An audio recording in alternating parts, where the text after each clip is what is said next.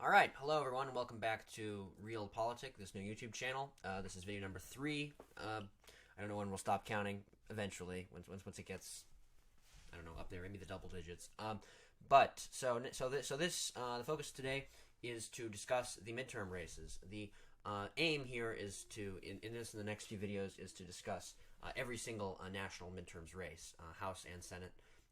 We'll see if we can get to them all by this coming Tuesday. It's currently Saturday, the 5th, and yes, let's get to it.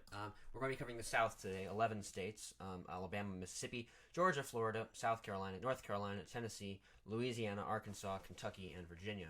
If you disagree with how I've grouped things, well, I'm sorry. Leave a very incensed comment or something. So that's what we'll be discussing today. Again, House and Senate. But before we get to that, briefly to take another look at the sort of more national climate results before turning to the state-by-state information. So the again, looking at the political junkies favorite friends website 538. The generic ballot information now has Republicans with a 1.2% percentage point edge in the polling average, which is a lead to be sure, but though not a commanding one. More alarming for Democrats, I would say, is the 538 Senate forecast, which now shows Republicans as having a 55% likelihood of winning, and Democrats with a 45% likelihood, which is really alarming. It used to be more like 60 to 65% for Democrats. And there's an article from Nate Silver, the guy behind 538, that says that Democrats need a systematic polling error to win the Senate. And that's just out. We may take a closer look at that information, but in general, it's not great news for Democrats. The national climate continues to kind of shift against them. Now, again, to look at every race in the South, most of which are highly uncompetitive, but we're going to take a look at them, get our civic duty points and all. And we're going to start now. So, first, to discuss Alabama. Comes first alphabetically. It's kind of decided to be the first one in the South. It has one Senate race and 7 House races up for election. The one Senate race is due to the retirement of Richard Shelby, so it's an open seat. So we'll talk about that first. First, the polling in that race there's very little of it that really from nonpartisan sources, but it seems very clear. It's a very safe Republican seat. It's again with Richard Shelby's retirement. It is Katie Britt as the Republican nominee versus Will Boyd as the Democratic nominee. It's it's a clear Republican hold seat. We can move on from that. In the House in Alabama, it is in Alabama's 1st district. It's incumbent Republican Jerry Carl versus the Libertarian nominee Alexander Remney. There is no Democratic nominee. The Cook Partisan Voting Index, which is this sort of measurement of how sort of the partisan lean of a particular district based on presidential election results and so on. It's a good thing to kind of lean on if you don't have good polling information.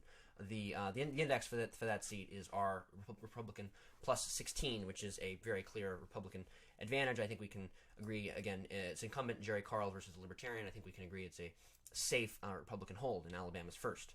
Alabama's 2nd district, also an incumbent renominated. It's Republican Barry Moore. He's running against Democrat Phyllis Harvey Hall and Libertarian Jonathan Reels. That's Realz.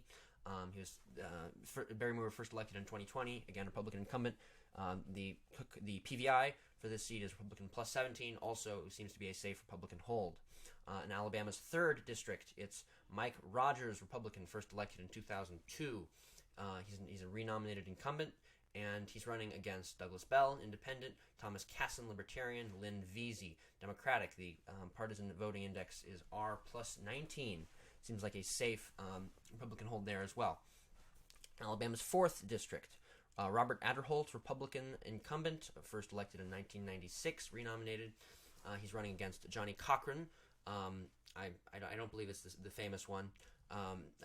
From the Libertarian Party, and Rick Neighbors from the Democratic Party. The partisan voting index. It's the safest Republican seat in Alabama, plus 33.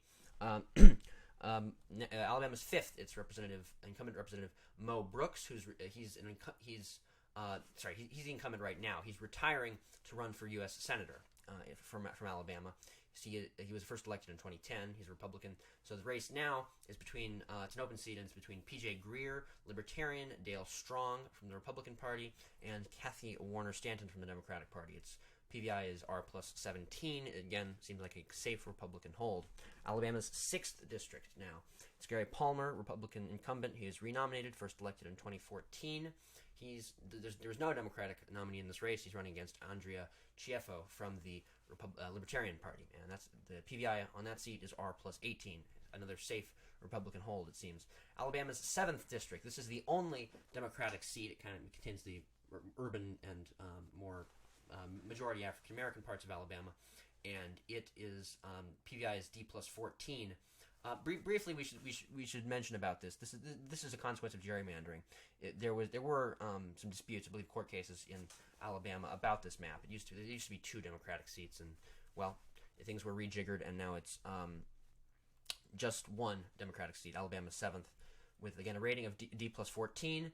The current member is Terry Sewell from the Democratic Party, first elected in 2010. She's incumbent, renominated, running against Gavin Goodman from the Libertarian Party and Beatrice Nichols from the Republican Party. And seems like a safe Democratic hold in that district with, that particular PVI. And that does it for Alabama.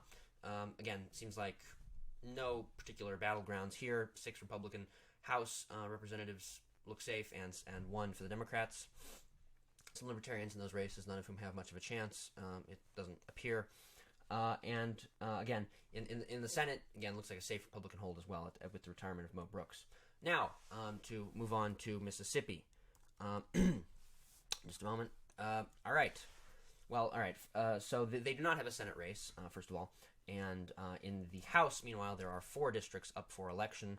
Let's now take a look. So, in Mississippi's 1st district, the current member is Republican Trent Kelly. He was first elected in a special election in 2015. He was incumbent, renominated, run against Diane Black from the Democratic Party. The PVI is R plus 18. Looks like a safe Republican hold in Mississippi's 1st. In Mississippi's 2nd, this is the only Democratic district in Mississippi, also containing the more urban and majority African American areas. Their representative is Benny Thompson, the incumbent. He was renominated, first elected in 1993 in a special election, running against Brian Flowers from the Republican Party, and that seems the PVI in that seat is D plus 11. Seems like a safe Democratic hold in that district. We should say briefly about Benny Thompson. He's, of course, the chairman of the House committee investigating the January 6th riot, which makes his seat of, in some senses, particular interest. Although, again, it looks like a safe Democratic hold, no battleground there. Did I mention it's D plus 11, the PVI on that seat? In Mississippi's 3rd district, the current member is Michael Guest from the Republican Party. He first elected in 2018, was renominated, and is running against Shuwaski Young from the Democratic Party. The PVI on that seat is R plus 15. Looks like a safe Republican hold. In Mississippi's 4th district, incumbent Stephen Palazzo lost renomination. He's currently the representative, first elected in 2010. He lost renomination. It's an open seat, and it's being contested by Johnny Dupree from the Democratic Party, Mike Ezell from the Republican Party, and Alden Johnson from the Libertarian Party. Looks like, with a PVI of R plus 22, looks like a safe Republican hold in Mississippi's 4th district. And now with that, we get to Georgia, and this is one of the more interesting battlegrounds in the Senate of the of this midterm cycle. But before we get there, I would like to discuss the House situation. Just talk about Georgia's House before the Senate races. So, one moment. All right. So Georgia's 1st district. It's a Republican seat. Republican incumbent Buddy Carter, first elected in 2014, was renominated and is running against Wade Herring of the Democratic Party. It's PVI of R plus 9. Looks like a safe Republican district there. Georgia 2, this is one of the more contested districts we've seen so far. A PVI of only of D plus 3. Democratic incumbent Sanford Bishop, first elected in 1992, was renominated and is running against Chris West of the Republican Party. So it looks like potentially a contested race, although it looks as though Sanford Bishop has a good shot. It's not rated as a battleground race by Ballotpedia. In Georgia's 3rd district, we have Drew Ferguson, a Republican incumbent, first elected in 2016, is running against Val Almanord, I apologize, from the Democratic Party, a PVI of R plus 18. Looks like a safe Republican hold in Georgia's 3rd. In Georgia's 4th district, we have Democratic incumbent Hank Johnson, first elected in 2006, was renominated and is running against Jonathan Chavez of the Republican Party. Looks like a safe Democratic hold with a PVI of D plus 27. In Georgia's 5th district, we have Democratic incumbent Nikema Williams, first elected in 2020, was renominated and is running against Christian Zim of the Republican Party with a PVI of D plus 32, and looks like a safe Democratic hold in that district.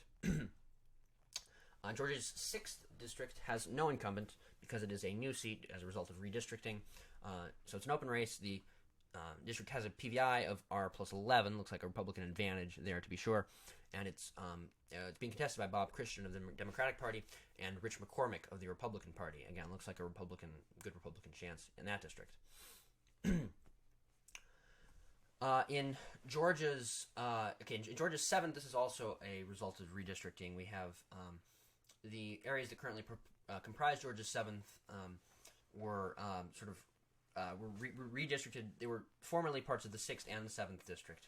So the areas that are currently in Georgia's 7th have two incumbents from both the former 6th district and the former 7th district.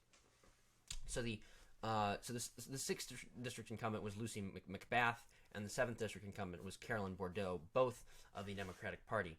Carolyn Bordeaux, however, lost renomination, whereas Lucy McBath, again formerly of the 6th district, was renominated to represent the 7th district for the Democratic Party, and is running against Mark Gonsalves from the Republican Party for Georgia's 7th, and it's got a PVI of D plus 10.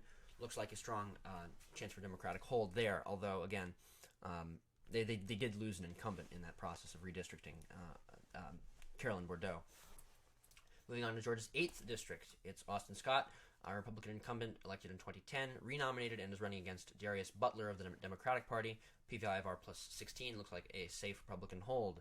Georgia's 9th district, Andrew Clyde, incumbent of the Republican Party, first elected in 2020, running against Mike Ford of the Democratic Party with a PVI of R plus 22, also looks like a safe Republican hold. Right now we're in Georgia's rural areas. In Georgia's 10th, we have Jody Heiss, incumbent Republican, first elected in 2014.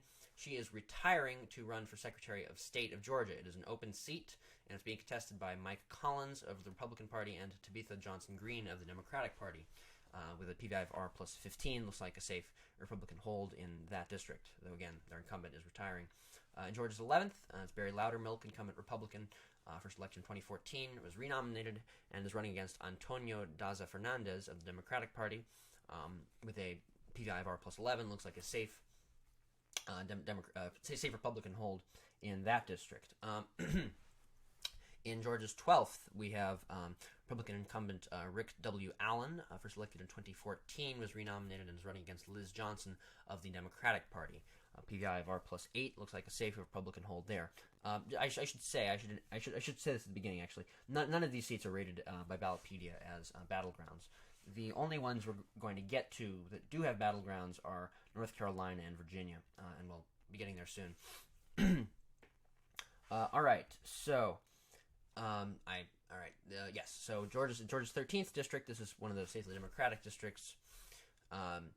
You'll note how strong the Democratic advantage is in a few of these districts, and that really has more to do with gerrymandering than anything else. It's that you pack all the Democrats together in individual districts with large majorities so that you can have more districts with smaller Republican majorities.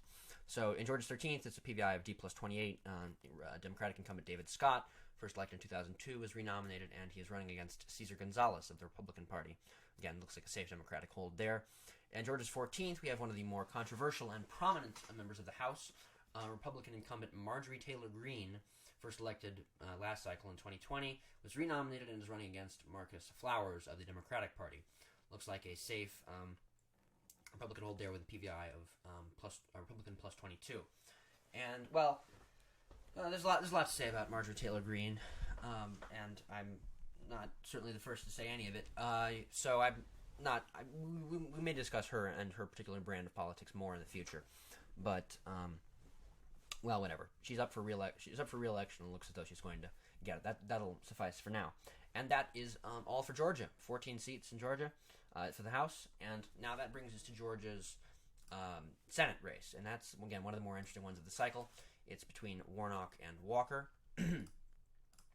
And that is Raphael Warnock, pastor at Ebenezer Baptist Church in Atlanta, Martin Luther King's former church, and Herschel Walker, former Heisman Trophy winner, football player in the NFL, more recently small business owner, and a number of other things. To hear him tell it, also a member of law enforcement, which is under dispute, to be sure. We won't really get into that. The polling, more to the point, 538's average, after showing Warnock, well, it's always been one of the most contested races, one of the closest races. And right now, the 538 average, after showing Warnock up by usually between 1 and 2%, which grew after some of the revelations about Walker paying for abortions from multiple women, it seems now. Walker now currently leads by 0.1% in the 538 average of that race. Some of the recent polls, let's see. We got one from Remington Research Group, which shows Walker with a +4. One from Amber Integrated that shows Walker with +3. One from Marist College, one of the better, more conventional pollsters, which shows Warnock with +4. And this is, while Nate Cohn of the New York Times recently commented on this is a trend we've been seeing in the recent political polling from many seats, particularly in the Senate, is that there have been more kind of lower quality and more unconventional pollsters who frequently don't follow all the regular rules about releasing data and things like that. There's been a lot more polls from these newer pollsters and any fewer from more conventional establishment pollsters like Marist College. And in this cycle, the conventional pollsters have generally been showing more of a Democratic advantage than the sort of newer pollsters, many of whom are somewhat Republican affiliated. And the question is ultimately how will that turn out? Who will be right? Because there was systematic polling error in 2018 and 2020. In 2018, it kind of varied. It generally tended to overstate the possibility of Democratic gains, and that was very true in 2016 and also very true in 2020, as Democrats were consistently overestimated. And while pollsters are still looking into that problem, there's the issue of non-response bias, that the question that, in particular, Donald Trump may have really changed how some people respond to polling and so on, that Trump supporters are simply just less likely to respond to polls. And it's one of the most difficult problems to resolve as far as contemporary polling. And I'm not the number one authority on these issues by any means, but some interesting questions as far as what polls you should be looking at, taking seriously. Again, in this race, the conventional sort of more establishment pollsters and the newer pollsters, some of whom, who we still don't entirely know what to say about. Are they trustworthy or not? But they consistently show different stories, and that's been true with polls across the cycle. One of the possibilities to look out for is that these newer pollsters might be right simply because of the existence of other problems with more conventional polling, which again did exist in 2020 and 2016, but and which does exist for these new, more sort of Republican partisan pollsters, but which might be canceled out by the effect of that is to say, the same polling biases exist, but it's canceled out by the pollsters' own Republican bias, so it ends up being closer to the actual results than the conventional pollsters. And that's, it's a possibility. We'll have to see what happens. The important thing to note is that does not tell us that these pollsters are fundamentally better, and certainly their methodology is better. In general, it simply isn't. But as far as who's right on these races, we'll see. It's in the 538 average, it's as close of a race as can possibly be in Georgia, between Warnock and Walker.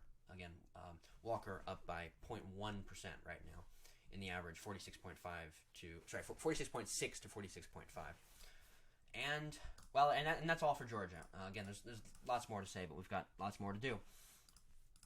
And that covers it for Georgia. We've covered Alabama, Mississippi, and Georgia. This is the first part of what hopefully will be more parts. We'll have to see if we can get out coverage of all the races in question. It is a lot of races, but again, there's Alabama, Mississippi, Georgia, and more on the way. So, well, thank you for tuning in. If you stuck with it this far, I understand some of this coverage of more of these non-competitive races may or may not be of vital interest, but I think it's interesting. I think they're interesting from partly from the story they can tell about redistricting, and also partly just from a civic engagement perspective. Learn about there are a lot of races, and we tend to focus on only a very select number, only just a few in the Senate, a few in the House, and they're politics is more than just a few races, and we should remember that. So there it is. Again, that's what 25 House seats we covered, and 2 Senate seats from the South. Again, more on the way. Thank you for tuning in. And if you're new, which actually, if you're watching this, then you definitely are new. This is the general idea of what we do here in this channel, nonpartisan, but still opinionated but nonpartisan coverage of events in U.S. politics, current events, political trends, analysis, and so on. With this midterm cycle, I thought it was maybe a good idea to try and discuss sort of in the biggest possible picture what's going on in the midterms, this race. Other times, again, discussion of current events, analysis of various political trends, and just discussion various inanities and other things. So if you like that, again, think about subscribing. It would be nice. Still working on growing that subscriber count. Right now I just have my own alternate accounts subscribed, and so hopefully that gets the YouTube juices to start to flow. So we'll see what happens, and thanks for tuning in, and hope to see more of you all later, and it's been a pleasure. So goodbye.